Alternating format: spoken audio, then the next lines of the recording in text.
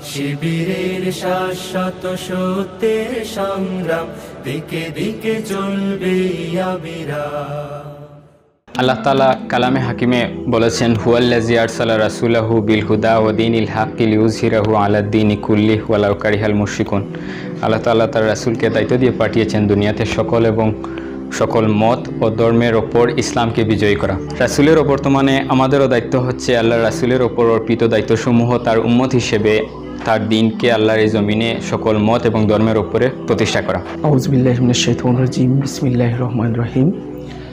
দক্ষিণ পূর্ব এশিয়ার সর্ববৃহৎ ইসলামী ছাত্র আন্দোলন আল্লাহর জমিনে আল্লাহর দিন প্রতিষ্ঠার প্রত্যয়দীপ্ত কাফেলা শহীদি কাফেলা বাংলাদেশ ইসলামী ছাত্র শিবিরের সংগঠন পরিচালনার অংশ হিসাবে আল্লাহর উপর ভরসা করে নীলাচল আবাসিক এলাকার বার্ষিক সেট আপ প্রক্রিয়া সম্পন্ন করতে যাচ্ছি ইনশাআল্লাহ।